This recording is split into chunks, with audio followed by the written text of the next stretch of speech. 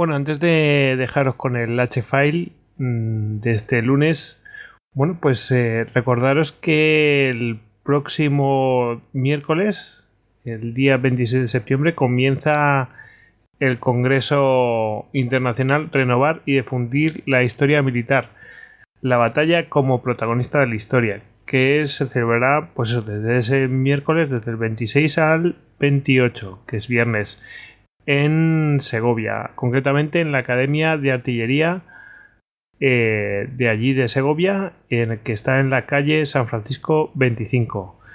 Y bueno, pues va a ir gente pues del nivel pues de Peter Wilson, David Maffei, en fin, Aitor Díaz Paredes, por ejemplo, también. Y tendremos, por ejemplo, González Enciso también va a ir. Y también estará nuestro compañero Javier Bramenti. Así que, bueno, pues invitaros a acudir a dicho congreso que se celebrará del 26 al 28 de septiembre. Bueno, y ya os dejo con el H-File. Estoy encantado de estar aquí en Granada una vez más, porque entre otras cosas yo fui alumno de la Universidad de Granada y me doctoré aquí, aparte que soy granadino en el exilio. Y quiero agradecer al profesor Javier Jordán y a su equipo el haberme invitado, pero tengo que hacer una advertencia previa, y es que yo no soy especialista en historia militar. Soy historiador, pero no soy especialista en historia militar. Yo supongo que he sido invitado a esta jornada pues porque tuve la suerte de mi tesis doctoral empezó sobre una reedición de una obra clásica aquí en Granada, que es la obra de Miguel Mármol Carvajal, La historia de la rebelión y castigo de los moriscos del Reino de Granada. Es una obra magnífica de un autor que tuvo una vida absolutamente aventurera y que tuvo una visión del conflicto mucho más amplia y ajustada que algunos de sus coetáneos, entre otras cosas porque él estuvo viviendo en el norte de África, él recorrió el norte de África hasta Egipto durante más de 20 años, estuvo 8 años esclavo en Marruecos y conocía el mundo musulmán. Era granadino, ya nació en Granada, una ciudad mixta, y volvió también después, estuvo en la guarnición española del sur de Italia, volvió a España y participó en los ejércitos cristianos dentro de la intendencia militar en buena parte de las campañas de esta guerra, por lo cual pues conocía de primera mano y tenía una experiencia previa sobre este conflicto. Asombra saber que no hay una monografía científica, una guerra tan importante en un contexto además como en Granada, ¿no?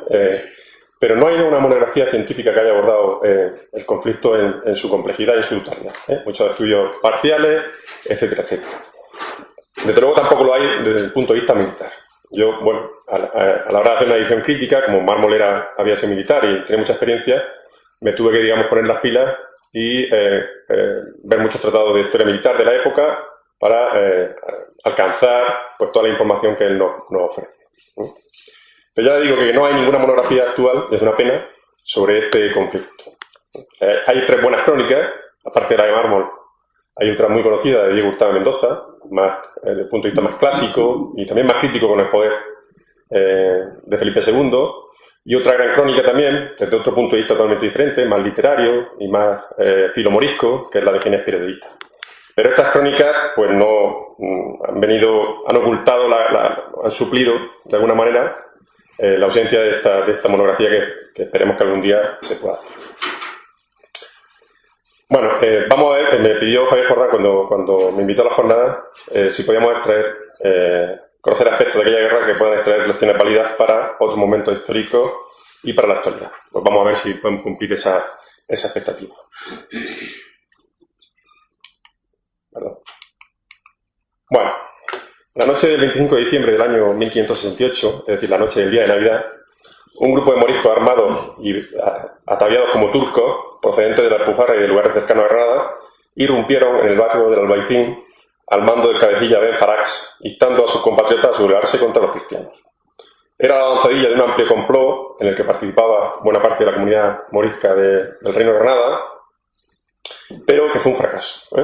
Este fracaso en la capital contrastó con la violenta sublevación de los alpujarreños que, incitados por cuadrillas de Monfíes, lo que tendremos en este grupo, arrasó la región a sangre y fuego durante semanas.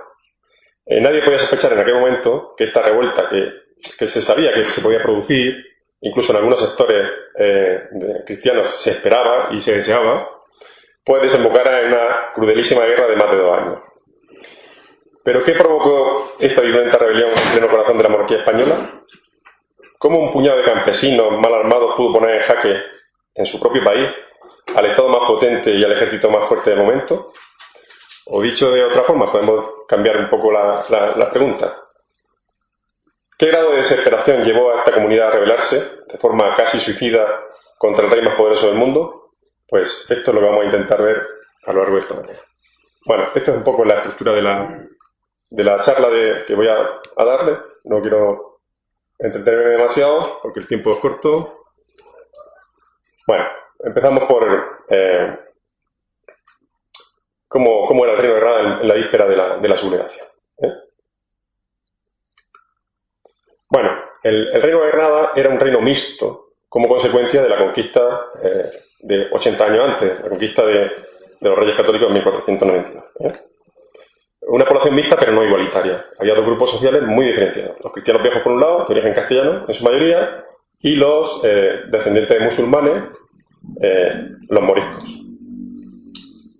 Se calcula que en el reino de Granada, que abarcaba aproximadamente, un mapa histórico, pero bueno, vendría a ser lo que hoy son las provincias de Málaga, Granada y Almería, contaba en vísperas de la guerra con una población de unos 275.000 habitantes, de los que unos 150.000, algo más de la mitad, 55%, eran moriscos. Pero, ¿quiénes eran los moriscos? A veces hay términos que los que no son especialistas en la materia, pues confunden mudéjares, moriscos, mozárabes. Bueno, los moriscos en realidad eran los descendientes de los musulmanes autóctonos de la zona, bueno, en toda España, que fueron obligados a bautizarse en el año 1500. Nominalmente eran cristianos a partir del bautismo, pero siempre estuvieron discriminados y se les consideró cristianos nuevos. ¿Vale? Aunque nominalmente cristianos, pues mantenían sus costumbres y usos culturales y en la mayoría de los casos practicaban su antigua religión de forma clandestina. ¿Vale? Los moriscos eran mayoría en las zonas rurales del centro y del este del Reino de Granada, aproximadamente las provincias de Granada y Almería. Y contaban con importantes minorías en algunas de las ciudades del reino. Entre el 30 y el 40% de los habitantes de Guadix, de Baza, de Motril o de Almería eran moriscos. Pero es que en la capital ese porcentaje llegaba al 50%. Granada era en realidad una ciudad con la mitad de población de origen cristiano viejo y la mitad morisca.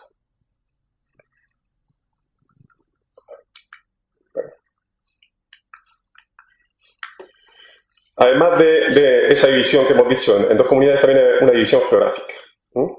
Según el profesor, el hispanista Bernard Banzan, la línea Vélez Blanco-Granada-Marbella constituye una barrera. Al noroeste residen la mayor parte de los cristianos viejos, en el sudeste la mayoría de los moriscos.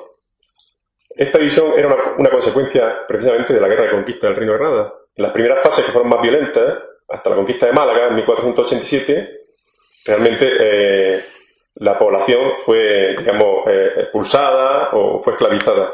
En la última fase de la guerra, a partir de 1488 hasta 1492, fueron capitulaciones, acuerdos de rendición que permitieron, entre otras cosas, que la población autóctona permaneciera en el reino. Eso afectó, ya digo, pues a este sector oriental central, ¿vale? Pero es que además la comunidad morisca tampoco era homogénea. Tradicionalmente se habla de los moriscos como una comunidad homogénea, pero no lo era. Tenía una división social también bastante importante. Y esto también va a tener una influencia en el desarrollo de la guerra, como veremos. Hay por un lado una élite que está relativamente bien asimilada, que habían obtenido privilegios de los conquistadores, incluso una aristocracia morisca. Ahí vemos a don Alonso de Granada Venegas, frente a una masa, bueno, luego había unos grupos intermedios de clases medias, de grandes mercaderes de la seda, que vivían básicamente en Albaicín, élites de poder a nivel local, y luego la gran masa de artesanos y campesinos moriscos. Tampoco tenía el mismo nivel de asimilación y contacto con los cristianos los que vivían en ciudades y zonas llanas que los que estaban en comunidades aisladas en las montañas, por ejemplo en la Alpujarra. No solo en la Alpujarra, sino en la Sierra de Málaga, en la Sierra de Filabre, etcétera, etcétera. Los moriscos, en general, sufrían una situación de creciente presión económica y fiscal, una fuerte discriminación social y una represión judicial, religiosa. Por ejemplo, en los años previos a la rebelión, la Inquisición pues cargó directamente contra la comunidad morisca, y también una represión cultural. Se ha calculado, por ejemplo, la represión económica, la opresión económica, que es quizá no tan conocida, que un morisco granadino pagaba entre 2 y 3 veces más impuestos directos que un castellano, y mucho más que un convecino suyo, Cristiano Viejo de Granada, la mayoría de los cuales están exentos de este tipo de impuestos. Había unos impuestos específicos, que eran las fardas, en Granada, con los que se financiaba el sistema de vigilancia de la costa y las tropas que había en el Reino de Defensa, y entre otras cosas se financió también, por ejemplo, el Palacio de Carlos V. Bueno, y llegamos así al año 1566. A comienzos de la década de 1560, pues un sector de la corte de Felipe II, el más intransigente, el más confesional, de acuerdo con las nuevas doctrinas contrarreformistas del Concilio de Trento, pues puso su ojo sobre la situación casi herética de los moriscos. Y en lugar de mantener un complejo statu quo que había en Granada, que existía en Granada, desde la época de prácticamente de los reyes católicos, y luego lo mantuvo Carlos V, mediante el cual la corona toleraba los usos tradicionales de los granadinos a cambio de importantes impuestos, estas fardas, lo que se llamaba la fe, la tolerancia de la fe a cambio de la farda, pues se promulgó una batería de leyes que pretendían eliminar todo rasgo de singularidad y cultura árabe.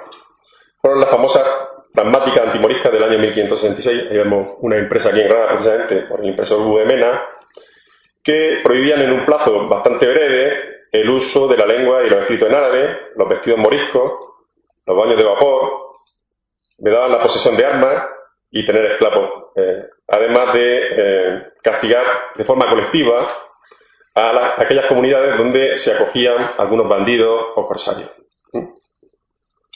En fin, esta fue la gota que colmó el vaso de la sufrida minoría, y comenzaron las conspiraciones para una sublevación general con la esperanza de la ayuda de otros países musulmanes. A partir de 1566 fracasan todas las negociaciones de la comunidad y se opta directamente, o un sector de la población morisca opta directamente por una sublevación. Sobre estas condiciones objetivas de opresión se produjo un proceso de radicalización y de inducción a la revuelta mediante otras cosas, una soterrada campaña de propaganda. Vemos que términos que nos suenan bastante, nos parecen bastante actuales. Uno de estos instrumentos fueron los pronósticos ojfores, jufur en árabe, unos textos con el lenguaje oscuro propio de este tipo de profecías y supuestamente revelados por el profeta o santones musulmanes, que auguraban la pronta liberación del Andaluz y la derrota de los cristianos. Pues estos son las bases, digamos, para la revuelta morisca. Esto que he puesto antes es uno de las traducciones que hizo el médico morisco Alonso del Castillo. Esa es la letra de Mármol Carvajal. Y él incluyó algunos de estos pronósticos en su libro porque le da mucha importancia precisamente a esta propaganda como catalizador de la revuelta, y los originales se encuentran en el archivo de la Bahía de Sacramento. No, los originales, las traducciones, las copias de Mármol. Los ojores, la mayoría de ellos estaban en árabe, pero cayeron en manos del Santo Oficio, los mandó traducir y Mármol los reproduce en su obra. Bueno, pues nos vamos a encontrar con una guerra civil en un contexto de conflicto global. Tampoco nada nuevo. El Imperio Otomano, en la década de 1560, desde decía ya unas décadas, pues fue ampliando sus conquistas sobre todo en el occidente del Mediterráneo. Por ejemplo, ahí, esa franja verde, en torno a Argelia, sería la regencia de Argel, que dependía del Imperio Otomano y que atacaba constantemente las costas españolas.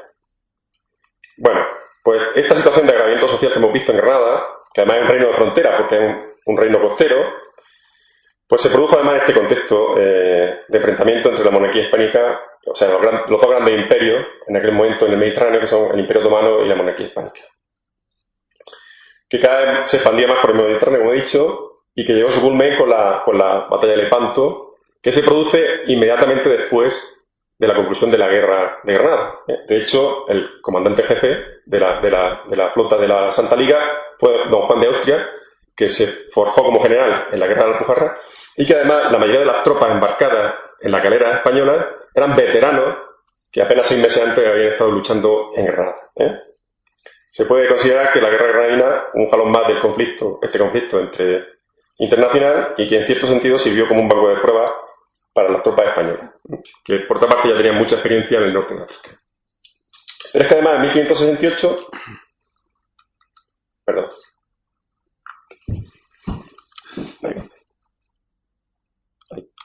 vale, se produce también la rebelión de los Países Bajos, y esto tampoco era moco de pavo. Bueno, en aquel momento tampoco se sabía. La rebelión de los Países Bajos, que es el inicio de la guerra de 80 años que supuso el declive definitivo del Imperio Español. Pero también fue un mal año, incluso dentro de la propia familia real, porque en 1568 sucesivamente pues fallecieron el príncipe Carlos, que era el conflictivo heredero de Felipe II, que incluso algunos dicen que estaba en connivencia con los rebeldes flamencos, y también la joven reina Isabel de Valois. El contexto local tampoco era nada halagüeño. A los problemas comentados se unía una situación prebélica de violencia e inseguridad general. Buena parte del Reino de Granada, sobre todo las zonas costeras y montañosas, pues estaban azotadas desde hacía décadas por las bandas de los monfíes. El término procede del árabe monfí y significa desterrado o proscrito. Este tipo de grupos insurgentes ya existían desde el final del siglo XV, como ha demostrado recientemente el profesor Peinado Santalla de aquí de la Universidad de Granada, portada de sus libros que han aparecido en los 2 últimos años, y constituían una suerte de guerrilla compuesta por moriscos fuera de la ley que se refugiaban en las montañas y que con el apoyo de la población civil, de sus compatriotas, se sostenían asaltando a los caminantes y daban cobertura a las incursiones norteafricanas. Tenían un claro componente ideológico y de resistencia, es decir, político. O sea, sería la avanzadilla de esta insurgencia. La prueba de ese matiz político, entre otras cosas, como dice el profesor Peinado, es que la mayoría de sus víctimas eran cristianos viejos. Y sobre todo clérigos, fundamentalmente cristianos viejos. Esta resistencia activa se mezclaba con otra pasiva. También durante el siglo XVI, en que estaba prohibido, existieron numerosas huidas masivas de población morisca al norte de África, que en muchos casos luego se enrolaban también en las naves corsarias y volvían, puesto que conocían el terreno, a asaltar las costas granadinas. El incremento de monfíes y huidas fue proporcional al aumento de la presión sobre la minoría y de la reacción represiva, pues tanto por las tropas regulares, que dependían del capitán general de Granada, como por unas cuadrillas de soldados que puso en marcha la Real Chancillería de Granada, que era el Tribunal Superior de Justicia que había al sur del Tajo, y que estaba donde está hoy el tribunal, en Plaza Nueva. También en relación directa con esto, hay un incremento de la actividad corsaria en la década de 1560, con grandes asaltos a poblaciones de importancia. Por ejemplo, en el año 1562 se atacó Níjar. 3 años más tarde hubo un ataque importantísimo sobre Órciba, en plena Alpujarra, o sea, retirado de la costa, donde se llevaron más de 500 moriscos al norte de África, y al año siguiente otro también en Tabernas. Bueno, y si a todo eso le unimos el medio físico del Reino de Granada, que conocemos, pues es una región absolutamente montañosa, con una media de altitud superior a los 700-800 metros, sobre todo en la parte oriental, todas las montañas, incluso con zonas de muchos picos de más de 2.000 metros de altura, pues que es nada operativa para ejércitos tradicionales, pero sí muy útil para esta guerra de guerrilla. O sea que el caldo de cultivo y los elementos para la sublevación están servidos. Bueno, pasamos directamente a estudiar un poco el estallido de la revuelta y la creación de un Estado Islámico que hemos llamado. Bueno, la propagación de la revuelta de la Alpujarra, en realidad hubo el ataque que hemos visto al Albaicín fue el día 25, pero ya desde el día 23 empieza la sublevación en la Alpujarra, con el asesinato de algunos escribanos que volvían a pasar la Navidad, escribanos cristianos, a pasar la Navidad a su casa en Granada, fueron asesinados, y algunos grupos de soldados también. La rebelión, como ven ahí, se expandió desde el oeste hacia el este. Por eso la gradación de color que vemos, los más intensos son del día 23 de diciembre y se fue extendiendo hacia el oeste, con matanzas, etcétera, etcétera. En algunos sitios triunfó, en otros sitios no triunfó, pero la dinámica siempre fue la misma. Cuadrillas de Monfíes, bajo las órdenes de Abel Farax, llegaban a los pueblos, saqueaban y asesinaban a los cristianos y alzaban de grado o a la fuerza a sus vecinos moriscos. Se asistió durante aquellas primeras semanas a una orgía de sangre y destrucción de los símbolos del poder cristiano. Se calcula que fueron asesinadas durante las primeras semanas de la guerra unas 700 personas, la mayoría de ellos varones, entre ellas el alcalde mayor y numerosos clérigos de toda la Alpujarra, así como algunos moriscos acaudalados o asimilados que no quisieron unirse a los rebeldes. Pronto las crónicas y la propaganda cristiana los elevó a la categoría de casi mártires. Además de los crímenes cometidos en la mayoría de los pueblos de la Alpujarra, no menos simbolismo revistió la eliminación violenta de todos los referentes del poder establecido. Aparte de la sistemática destrucción de los símbolos religiosos, las iglesias fueron quemadas, todos los objetos de culto y las imágenes también destrozadas. Los sublevados arremetieron también contra las instituciones civiles castellanas, con la detención y muerte del alcalde mayor de la Alpujarra y otros oficiales, escribanos, alguaciles, etcétera, etcétera, la liberación de los moriscos presos en la cárcel pública y el saqueo, esto también es interesante, el saqueo y quema de las escribanías, especialmente de las que custodiaban los procesos judiciales. Por eso, hoy en día, por ejemplo, si acudimos al archivo notarial, que está aquí al lado, en el colegio notarial, pues protocolos notariales de antes de la guerra, de la zona de la Alpujarra, prácticamente no se conserva ninguno porque perecieron, digamos, también en esta rebelión.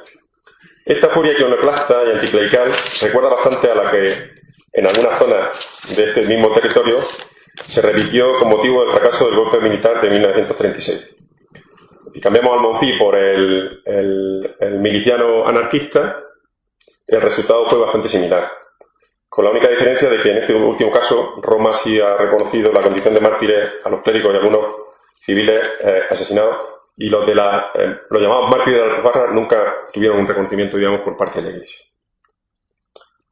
Bueno, ¿por qué decimos que fue una guerra civil? De hecho, Pérez de Hita titula su crónica como Guerra Civil de Granada. Pues cumple la mayoría de los parámetros que los especialistas atribuyen a este tipo de conflictos. Por ejemplo, la existencia de un clima previo de descontento e intensa desigualdad y polarización de la social, como ya hemos visto. Poca diferencia entre una guerra regular y la guerrilla, entre soldados pobremente equipados y civiles armados, era prácticamente los dos bandos igual. Otro elemento es el alto grado de violencia incontrolada infligido por parte de los propios civiles. El importante papel del componente ideológico identitario, en este caso religioso, en la aplicación de esa violencia física y simbólica que hemos visto. Y sobre todo, un elemento esencial: la pérdida del monopolio de la violencia por parte del Estado castellano y la incapacidad de reprimir los excesos de los exaltados de ambos bandos. Bueno, pues a la acción de los moriscos se produjo una reacción también por parte de la población civil cristiano vieja, tanto del reino como de los reinos cercanos, Reino de Jaén, Reino de Sevilla, Córdoba y Murcia, que fueron los primeros que acudieron en masa pues a sofocar la rebelión y sobre todo y principalmente estas milicias concejiles vinieron a robar y a esclavizar, ¿vale? Ya decían los tratadistas de la época que el soldado que no tiene salario no es soldado, es un ladrón. Eso decía. También hubo grandes desplazamientos de población, que también es una característica típica de estos conflictos civiles. Los moriscos que estaban inseguros, donde eran minoría, pues se concentraron o bien en las ciudades o en otras localidades donde eran mayoría, y los cristianos viejos hicieron otro tanto. También hubo una radicalización de ambos bandos y también la represión de los más tibios, ¿no? Aquí sabemos que cuando estalla una guerra civil no hay medias tintas, no hay grises, o eres blanco o eres negro. Entonces, por ejemplo, muchos moriscos, o bastantes moriscos, esto se ha destacado poco, que no quisieron unirse a los rebeldes, fueron asesinados por los monfíes. También hubo un sufrimiento y mayor número de víctimas entre la población no combatiente, sospechas de quintacolumnismo entre los moriscos de paz, que se llamaban los moriscos que no se habían sublevado por parte de los cristianos viejos, que no se fiaban de ellos, y de hecho, en algunos casos, efectivamente, colaboraban con los insurgentes. Y sobre todo, fue autorizado el saqueo por los primeros generales y hubo ya en fecha tan temprana como el 21 de enero de 1569, es decir, apenas un mes, menos de un mes antes del estallido de la revuelta, que la corona autorizó a hacer esclavos. Esto fue un revulsivo para traer este tipo de milicias, pero también fue causa directa de que la guerra se alargara en el tiempo, porque estos saqueos incontrolados a poblaciones civiles que no se habían sublevado, lo que hicieron precisamente fue provocar una reacción de descontento y de unirse a los rebeldes, puesto que no se les respetaba. Se autorizó a esclavizar a toda la población, excepto a las niñas de menos de 9 años y medio y a los niños de menos de 10 años y medio. Bueno, como he dicho, la sublevación no fue unánime, porque hubo muchos moriscos que nunca quisieron unirse a los rebeldes. Y no solo eso, otra cosa también poco conocida es que hubo algunos moriscos que se enrolaron en las tropas cristianas y colaboraron en la represión de sus correligionarios. Normalmente este tipo de información en las crónicas no aparece, pero en la documentación de la época sí. Bueno, lo que se intentó por parte de los rebeldes fue restaurar un Estado islámico. Porque la sublevación tenía, aunque siempre con un matiz religioso, en aquella época además la religión y la política estaban mucho más unidas, el objetivo era restaurar o instaurar un Estado islámico. No parece casual que los rebeldes eligieran como rey a un líder joven de la aristocracia morisca que se decía descendiente de los omeyas de Damasco y de Córdoba, que además fue coronado aquí en el Albaicín siguiendo el antiguo ritual de los reyes nazaríes, que adoptó el sobrenombre de Muley, nuestro señor, como los antiguos sultanes, y que recuperó los usos y fórmulas de las cancillerías magrebí y granadina. Este fue el famoso don Fernando de Córdoba de Valor, que además era regidor del Ayuntamiento de Granada, y que pasó a llamarse Aben Omeya. Muley Mahamed Aben Omeya. Bueno, pues este joven rey pues abandonó Granada unos días antes de la revuelta del Albaicín, recorrió la Alpujarra, siendo reconocido como rey en todas las comarcas de la Alpujarra y preparando la defensa contra los cristianos. El título que aceptó fue, según los cristianos, el de rey de la Alpujarra, pero en la mayoría de los documentos de la época aparece como rey de los andaluces. Pero bueno, en realidad lo que querría decir, suponemos que es emir de los andalusíes, es decir, de los españoles musulmanes. Inmediatamente después de la llegada del rey recién coronado, pues ya pone la base de lo que fue un nuevo Estado. Crea un consejo asesor donde está la mayoría de la aristocracia morisca, los linajes que le eran fieles, como los valoríes, etc. Crea una cancillería y crea los elementos de un Estado, pues un incipiente ejército, que ahora veremos cómo está compuesto, e incluso pues una hacienda, lógicamente, que se nutría pues del botín de guerra, de todo lo que habían requisado a los cristianos, etcétera, etcétera. Y también lo que es importante es que se restableció el culto con la apertura de mezquitas, nombramiento de alfaquíes, recuperación de antiguas rábitas o lugares de devoción y la ley islámica en toda la zona rebelde con nombramiento de jueces o cadíes. Pero como ya he apuntado antes, existía dentro del núcleo de los rebeldes pues, notable diferencia.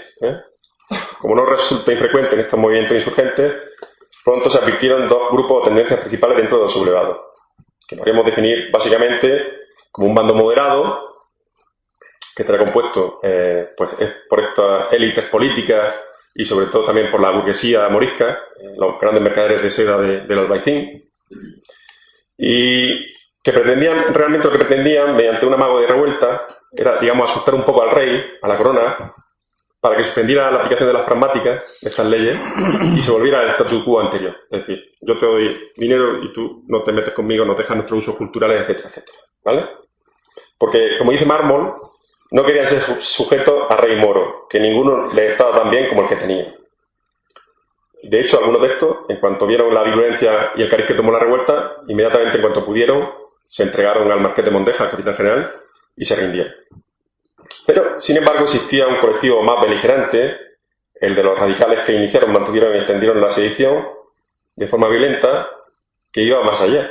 No querían regresar al pacto previo, sino que lideraban un movimiento político y religioso alternativo que implicaba la reconstitución de un Estado musulmán independiente. o lo que incluso era más preocupante en el contexto internacional que hemos visto, una suerte de reino satélite de la regencia argelina, es decir, del Imperio Otomano, pero en la propia península ibérica.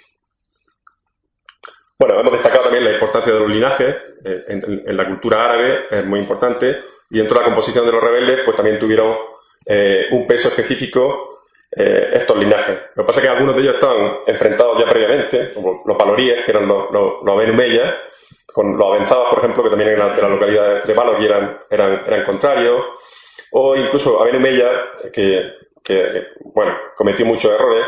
Uno de ellos fue hacer una serie de asesinatos colectivos de la gente o purgas dentro de su bando. Pues, por ejemplo, mandó asesinar a su suegro, Miguel de Rojas, que era de Ufíjar, y todos los linajes de esa parentela pues se pusieron en su contra y al final pues consiguieron asesinarlo como sucesión.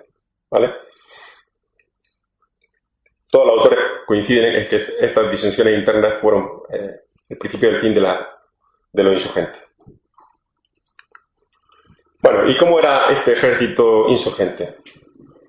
Pues el morisco era un ejército popular que se hizo a marchas forzadas, nos recuerda en muchos aspectos también al creado en la España republicana tras el golpe del 36, que se levantó a marchas forzadas después de fracasar la insurrección, falto de líderes con experiencia, aunque sí eran muy respetados porque eran muy violentos, imponían, digamos, su voluntad, pero no tenían demasiada experiencia militar, y con una composición muy diversa. La masa principal la constituían campesinos y artesanos con nula experiencia militar y con pobre y muy poco armamento. Desde luego, la dirección del ejército este ejército popular recayó básicamente sobre los líderes monfíes. Ya hemos visto quién eran los monfíes, pero hay otro sector también interesante que aparece en las fuentes, que se une a los monfíes, que son los llamados gandules. No tiene nada que ver con el concepto que tenemos hoy de esa palabra. Gandul viene del árabe gandur y significa, según el arabista Felipe Maillo, un joven de humilde condición, alegre, liberal y dispuesto a tomar fácilmente la arma. Pues estos gandules, que eran grupos jóvenes, muy radicalizados, se caracterizaban entre otros aspectos por su imitación de la vestimenta de sus admiradas tropas otomanas. Y no conviene minusvalorar el importante papel que en este, como en tantos otros conflictos, tienen los jóvenes radicalizados y violentos. Luego también existieron tropas extranjeras apoyando a los insurgentes, ¿no? Aunque siempre fueron un número bastante limitado. También eran de diversa procedencia, porque había bereberes, soldados aventureros, corsarios, en busca de fortuna, así lo dicen las fuentes, y un pequeño contingente militar de soldados otomanos enviados por la regencia argelina. Estos turcos, como lo denominan las fuentes, aunque en su mayoría eran renegados europeos de Argel, y los moros berberiscos, es decir, los magrebíes, actuaron como tropas de élite y como asesores militares por su mejor preparación militar y armamento. Y más que un apoyo bélico determinante, pues apenas fueron unos 4.000 efectivos, se calcula en torno al 5% del ejército insurgente, sirvieron para subir la moral de las tropas con la esperanza de una ayuda más decidida del Imperio turco que nunca se materializó. Pero también hay constancia de la llegada de voluntarios de la fe, de mujahidines, o combatientes de la yihad, o guerra, que traducimos alegremente como guerra santa, que están mucho más ideologizados. Tampoco es una novedad, pues fue una tradición, ha sido una tradición también, desde la época medieval, pues, con los almorávides y los almohades, etcétera, pues también eran tropas, eran movimientos políticos religiosos que invadieron, digamos, Al-Ándalus, puesto que defendía una mayor pureza del Islam, etcétera, etcétera. Mármol, que ya los conocido durante su estancia en el Magreb, afirmaba en su otra gran obra, Mármol escribió otra obra magnífica, que es la Descripción General de África, decía literalmente de estos mujahidín, prometió Mahoma a los que murieran defendiéndola, es decir, la ley o el Islam, que son los llamados yuheda o mujahidín, que quiere decir confesores de la ley, pues prometió que no morirían y un paraíso lleno de todo género de vicios y deleites carnales. El mismo autor nos informa que en el ejército morisco que participó en la batalla de Berja el 2 de junio de 1569 contra el Marqués de los Vélez, dice Mármol, iban muchos berberiscos con guirnaldas de flores en las cabezas porque habían jurado de vencer o morir mushahidines, que quiere decir mártires por la ley de Mahoma. Estos desventurados engañados del demonio, que no temen la muerte, con vana esperanza de gloria eterna se meten en grandes peligros de la vida. Y por último, también deja constancia, de una forma anecdótica, del uso que los turcos hacían de determinados estimulantes para entrar en combate. Dice Mármol que mascaba una hierba que se llamaba hashish, que lo hace borracho, alegre y soñoliento. En cualquier caso, los moriscos rebeldes siempre tuvieron un limitado apoyo exterior.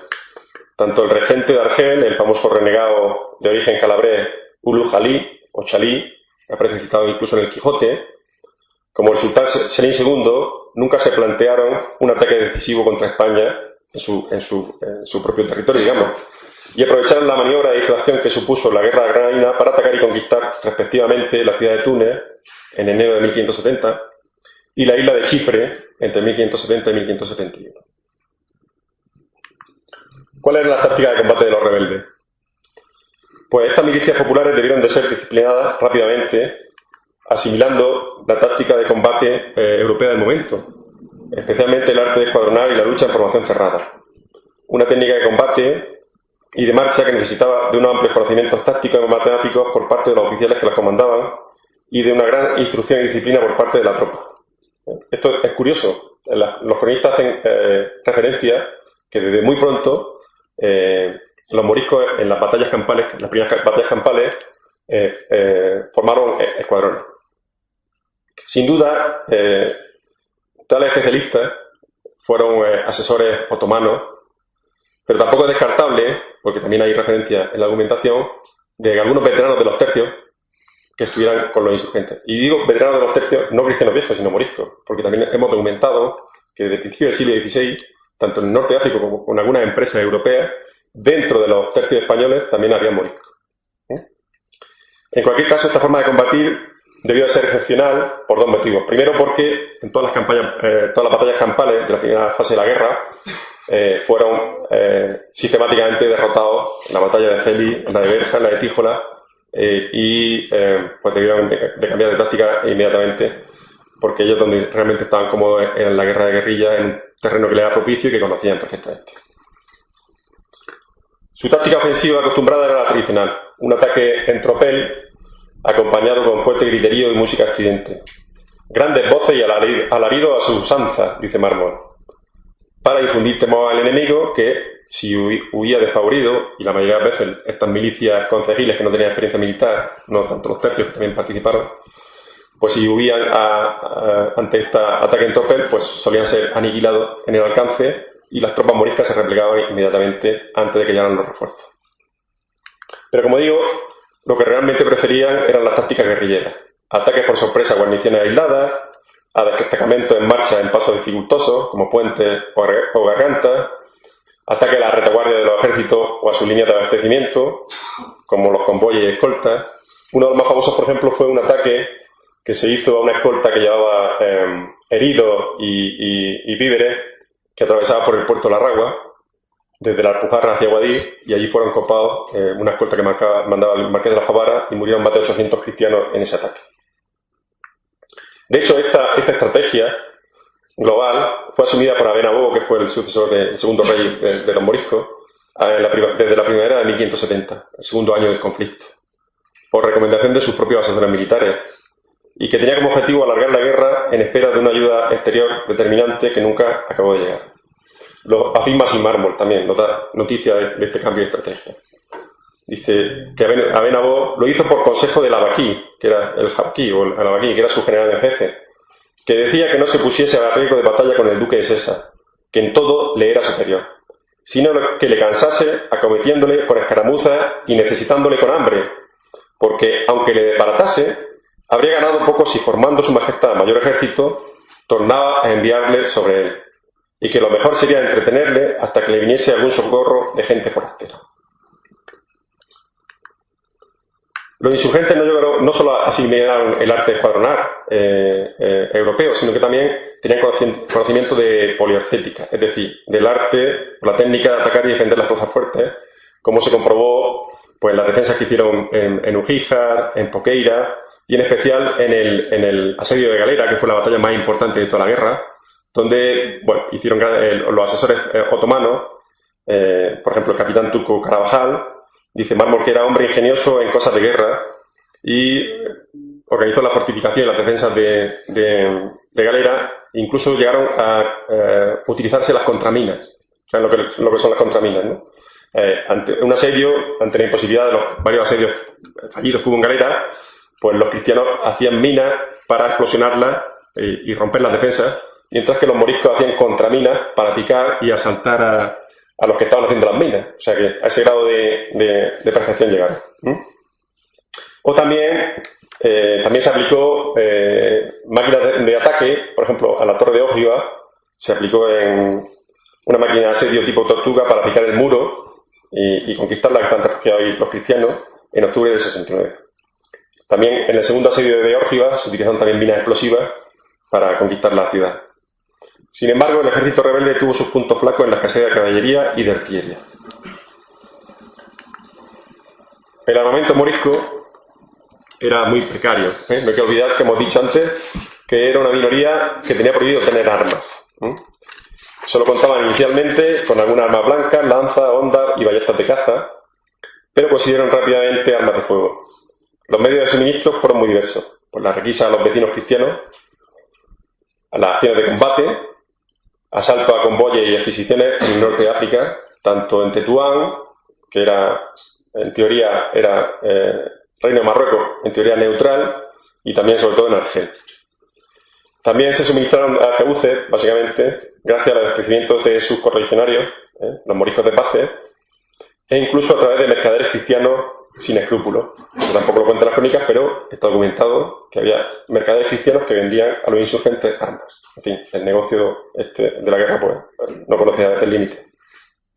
Bueno, el tráfico de armas fue tan importante que, dice Mármol, que en la ciudad de Ugíjar vinieron a tener mercados donde se vendían armas, municiones, bastimentos y otras mercaderías, en tanta abundancia como en la ciudad de Tetuán. Y también sabemos que se llegaron a construir sendas fábricas de pólvora en Cantoria y en Galera. El resultado fue que a finales de la guerra ya contaban los rebeldes con importantes contingentes pertrechados con armas de fuego, aunque seguían coexistiendo con mucha gente dice las crónicas, de honda y asta. ¿Cómo vamos de tiempo? Pues regular. Bien. Vamos a hacer una pasada rápida sobre la evolución de los principales ejércitos moriscos. Bueno, ahí he hecho una gráfica con los datos por fecha y algunos de los ejércitos. En cualquier caso, se calcula que los insurgentes en armas nunca pasaron de los 16.000 en las distintas fases de la guerra. Algunos autores elevan ese número hasta los 20.000, con lo cual se equipararía casi con el número de tropas castellanas que se movilizaron contra ellas. Las estrategias de los insurrectos fueron diversas a lo largo de la guerra. Vamos a hacer un rápido repaso de las principales campañas. Bueno, lo que hay que decir es que la estrategia inicial, esta suerte de golpe de Estado que quería hacerse con la ciudad de Granada, pues fracasó estrepitosamente. Como que consecuencia de ello se generó una guerra civil, ¿no? Pero la estrategia inicial era hacerse con el Albaicín, hacerse con la Alhambra, que era la guarnición principal de Granada, y una vez tenía conquistada la ciudad de Granada, toda la vega se sublevaba y supuestamente pues se quería hacerse con todo el reino. Bueno, en el primer periodo de la guerra, aquí un mapa de mi tesis doctoral, que no vamos a ver tampoco en detalle. Pues las primeras fases de la guerra, bueno, ya hemos comentado que inicialmente ellos lo que hacen es sublevar, sobre todo en las zonas montañosas, en la zona de la Alpujarra, que es la que más dominan, los pueblos. Pero también hubo alzamientos un poco aventurados de lugares aislados que lo que hicieron fue refugiarse en sitios elevados, en puntos estratégicos, es lo que han llamado algunos la guerra de los peñones. Hay una serie de, por ejemplo, en Almería, el Peñón de Inox o el Peñón de las Guájaras, luego también el Peñón de Frigiliana en Málaga o el Fuerte de Arboto también en la Sierra de Málaga. Pero toda esta resistencia de lugares aislados están condenados al fracaso porque casi todos ellos fueron expugnados tras asedios más o menos complicados por las tropas cristianas y en ocasiones por una defensa numantina de toda la población refugiada. Lo que se hizo también, una vez que la línea azul es la campaña del Marqués de Mondéjar, la Alpujarra, que una vez que pasa el puente de Tablate y conquista Órgiva o recupera Órgiva, que no había llegado a caer, pues avanza por la Alpujarra sin mucha resistencia, fueron replegarse la zona occidental e intentar frenar al Marqués de los Vélez, que es la línea roja que venía desde Murcia, en la Alpujarra Oriental. Bueno, y aquí vemos también las distintas estrategias que había en el bando castellano. En la primera fase, esta primera fase se cerró cuando, en marzo de 1569, es decir, a los 3 meses de la revuelta, Felipe II destituye al capitán general de Granada, lo hace volver a la capital, porque él abogaba por una negociación y una combinación de represión limitada a los líderes rebeldes y de perdón general sobre el resto de sublevados. Frente a la política de mano dura y guerra sin cuartel contra los insurgentes y en general contra todos los moriscos, defendida por el marqués de los Vélez, que era el capitán mayor de la frontera de Murcia, al que los moriscos denominaban con pavor, como dice Mármol, que llamaban Ibilit Arraez el Hadid, que significa el diablo cabeza de hierro. Y esta línea dura era apoyada por la autoridad granadina y por buena parte de la sociedad cristiano vieja. Bueno, pues el abandono del teatro de operaciones por parte de Mondéjar, a pesar de haber conseguido una primera pacificación, facilitó los desmanes de las tropas, que eran contrarias a estas tropas concejiles, estas milicias, eran contrarias a una solución pacífica y descontenta al ver que se les escapaba la posibilidad de obtener un suculento botín. Y el saqueo de diversas localidades que estaban de paces, como se decía, o sea, que estaban bajo la protección, que se habían rendido y estaban bajo la protección del marqués de Mondéjar, pues lo que hizo fue avivar la revuelta. Humellas pudo rehacerse de nuevo y extender la rebelión a nuevas regiones granadinas. A partir de abril de 1569, entre abril y diciembre, es la máxima expansión rebelde. Digamos que los rebeldes ya salen de la Alpujarra y extienden la rebelión pues a todo el valle de la Almanzora. Lo ven ahí en línea rosa, son las operaciones de ataque del Malej. Desde el Marquesado de Altenete saltan a Almería, la zona de la Sierra de Filabres, Almanzora y sobre todo también al norte, la zona de Galera. Además ya colindando con los reinos de Jaén y de Murcia. Lo cual se tenía bastante miedo en el verano del año 1569 porque se temía una extensión de la revuelta a los reinos de Murcia y de Valencia, que están relativamente cerca, que contaban con una importante minoría morisca. De hecho, se intervinieron algunos mensajes de los moriscos murcianos y valencianos que se suponía que querían unirse a los rebeldes. ¿Vale? Además, Mármol constata este cambio de estrategia. Dice Mármol que los moros ya no alzaban los pueblos para sacar gente, es decir, para huir, como lo habían hecho hasta allí, sino para defenderlos, poniendo el ánimo y la confianza en mayores cosas. Esto es, los rebeldes ya se atrincheraban en las localidades conquistadas, controlaban el territorio circundante y se disponían a resistir al enemigo. A pesar de que llegaron los tercios de Italia, relativamente pronto, y que el rey mandó a su hermano, don Juan de Austria, a poner orden en el ejército cristiano, pues tampoco fue muy efectivo. Se optó por ceder el mando militar al marqués de los Vélez, que estaba en la Alpujarra, pero se formó un formidable ejército para la época de más de 10.000 hombres y estuvo durante meses preparando la incursión, pidiendo más recursos para preparar una gran batalla, una batalla decisiva, se suponía, en la Alpujarra. Después de tantos meses de inactividad, empieza esa campaña y duró solamente 10 días. Culminó con una pírrica victoria en Valor el 3 de agosto, en la que además no se pudo capturar al reyezuelo morisco, solo sirvió para dispersar, pero no aniquilar, al contingente rebelde compuesto por unos 6.000 hombres. Además, tras la batalla, el ejército cristiano abandonó el teatro de operaciones, pasó la Sierra Nevada por el puerto de Aragua y volvió a la Calahorra, y ahí acabó de deshacerse por las enfermedades y por las deserciones masivas del ejército. A efectos prácticos, el enemigo se volvió a rehacer sin excesivos problemas y a recuperar y ampliar la zona rebelde. El error táctico resultaba evidente, pues como expresó un veterano militar, don Rodrigo de Benavides, que además era natural de Guadix y conocía el terreno, dijo: en esta tierra tan áspera no se puede entrar con 12.000 hombres en un solo ejército, pues no se maniobra bien y no se puede abastecer. Este fue uno de los grandes problemas durante toda la guerra. Por eso se le han ido ya más de 3.000 hombres. Esto es un informe reservado que manda la corona desde la Calahorra.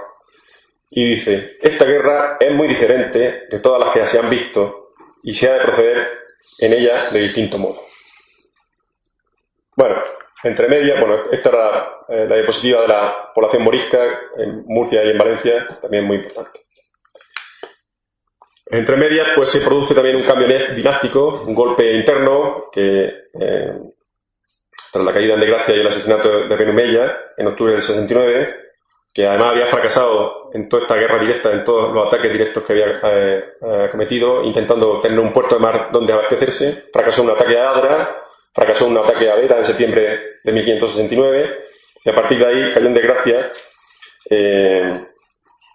Pues le sucede su pariente, su primo, Diego López Abenabó, y aquí hay un cambio también de tendencia de la guerra. A partir de este momento ya la iniciativa correrá a parte de los cristianos y los moriscos solo hacen que resistir.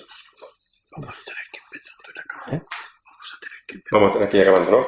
Bueno, vamos a pasar, si queréis, las diapositivas más rápido. Esta es la tercera fase de la guerra, que tampoco me voy a detener en ella. En realidad aquí es cuando ya don Juan de Austria conquista Galera y hace una campaña exitosa por el Valle de la Almanzora. Al mismo tiempo el duque de Sesa, en amarillo, también ataca la Alpujarra y convergen en la zona del Valle de Landará, en Almería. Digamos, es una estrategia envolvente. Y a partir de ahí ya los moriscos se ven bastante apretados y empiezan las negociaciones de paz. Se llega a un acuerdo de paz, un armisticio, en mayo de 1570, allí en la zona de Fondón de Landará, y pues se designan lugares donde rendirse los moriscos y empiezan a rendirse, a entregar las armas. Pero Abenabó en realidad no estaba de acuerdo con esto. Fue una artimaña. Mató a su general en jefe en secreto, que había negociado la rendición, y él lo que hizo fue intentar ganar tiempo. Al mismo tiempo, coincidiendo con esta, también se alzó la Sierra de Ronda, en Málaga. Empieza la guerra de Ronda, un nuevo frente en la zona malagueña. Esta es el último periodo de la guerra, y ya una operación de limpieza. Una vez que se haga un bando de perdón y de rendición, el que no lo cumpliera en los plazos establecidos ya no tenía, posibilidad de rendirse pacíficamente. Entonces Felipe II, cuando en agosto de 1570 se da cuenta que Abenabó y los que aún le son fieles, unos 5.000 soldados, se disponen a resistir en la Alpujarra, pues arma un nuevo ejército que encomienda a Luis de Requesén, el comendador mayor de Castilla, que hace una operación de limpieza, pues también envolvente.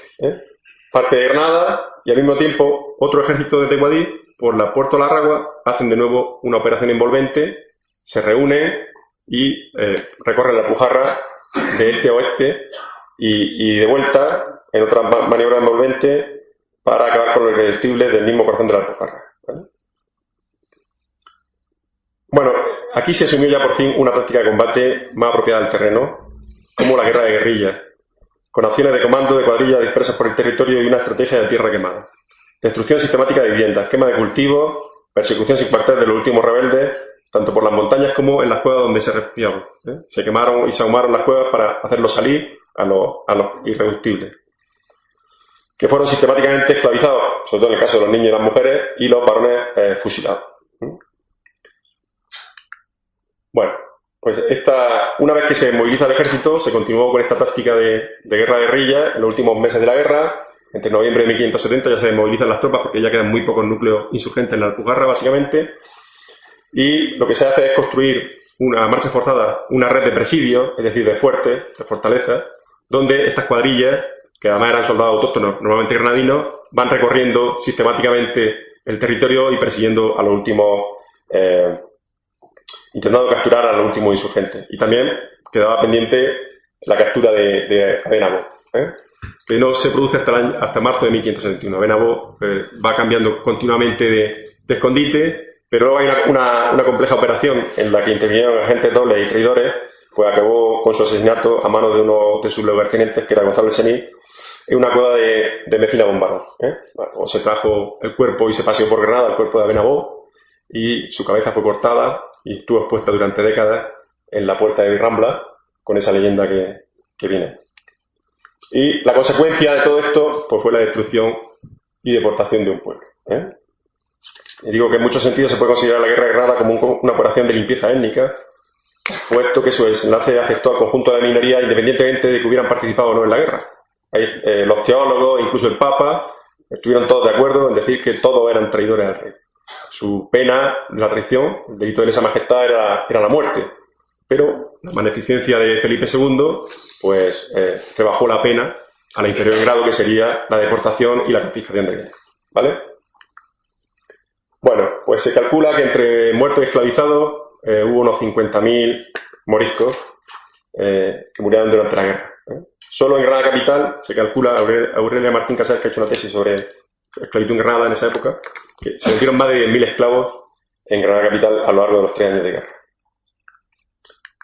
Con respecto a las cifras de la deportación, pues la solución final adoptada por Felipe II para acabar de raíz con el problema morisco fue la expatriación a Castilla. Se decidió que todos los moriscos, en distintas fases, fueran saliendo deportados hacia Castilla. Daba igual que fueran leales o rebeldes. A estos últimos se les prometió que podrían volver una vez que acabara la guerra y recuperar sus propiedades o por lo menos compensaciones económicas, algo que nunca se cumplió. Bueno, se calcula que en total unas 80.000 moriscos, unas 80.000 personas abandonaron el reino entre 1569 y 1571, en su mayor parte mujeres, niños y ancianos. La expulsión general, que fue en noviembre de 1570, en pleno invierno, pues causó más de un 20% de baja entre los expulsados. Es decir, más de 20.000 personas murieron a lo largo del camino entre Granada y Castilla, porque coincidió con el invierno y una epidemia de tifo. En general ya he dicho que son 80.000 personas. Puede parecer no mucho hoy día, pero si tenemos en cuenta que las últimas investigaciones calculan que los judíos expulsados de España en 1492, en toda España, fueron entre 50 y 70.000 personas, pues ya nos hacemos una idea de lo que supuso, qué mazazo supuso esto para Granada, ¿no? Fue absolutamente una despoblación y una ruina económica. Más del 22% de los núcleos de población nunca volvieron a poblarse. Casi 100 pueblos desaparecieron. Los colonos que reemplazaron a los moriscos, pues tampoco ocuparon ni mucho menos el volumen poblacional previo. Se calcula que hubo un colono por cada 3 moriscos desaparecidos. Y estos fueron los itinerarios de deportación por la zona de Sevilla, por la zona de Albacete y la distribución de los moriscos granadinos por toda Castilla. Hasta Castilla y León llegaron. Pero bueno, los núcleos principales estuvieron en la Baja Andalucía, en Murcia y La Mancha.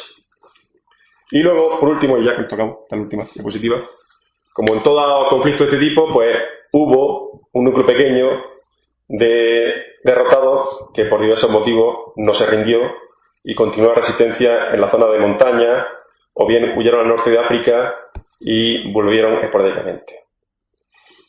Una vez más, la solución que adoptaron fue echarse a la sierra. Tan solo en la región de Málaga y Ronda existieron hasta una decena de bandas de monfíes, algunas con hasta 300 hombres. Una de las más famosas monfíes fue el Joraique, que al acabar la guerra formó una cuadrilla con esclavos que recorrió toda la sierra de Almería. Fue capturado en 1572, logró escapar, vuelve a Marruecos y de allí hizo algunos ataques muy arriesgados, como el que hizo en 1573, que desembarcó en Aguamarga, en la zona del Cabo de Gata, y en menos de un día recorrió 60 kilómetros, subió toda la sierra de Filabres y atacó Taal y Sorba, llevándose cautivo un montón de vecinos, de nuevos colonos. Esto provocó un pánico generalizado y la despoblación de muchos pueblos que acaban de colonizarse con castellanos, a los que se había repartido las propiedades confiscadas a los moriscos, provocó grandes problemas de despoblación en Granada, que no llegó a tener la población previa a la guerra hasta 1750, hasta un siglo y medio después. ¿Vale? La última cuadrilla activa que se conoce fue la de Marcos del Meliche, que estuvo en la Sierra de Ronda hasta 1579. ¿Vale? Bueno, esto también nos recuerda al maqui republicano, que en esta misma sierra, por las condiciones orográficas, también en algunas de estas sierras también se mantuvieron después de la guerra civil. Con la diferencia que aquí sí tuvieron apoyo, los maquis, apoyo de la población local, y estos vivían sobre el terreno porque evidentemente nadie los apoyaba. Y ya por último, bueno, pues iba a hablar de los ataques corsarios, que también se incrementaron muchísimo, pero no quiero hacer nada. Muchas gracias.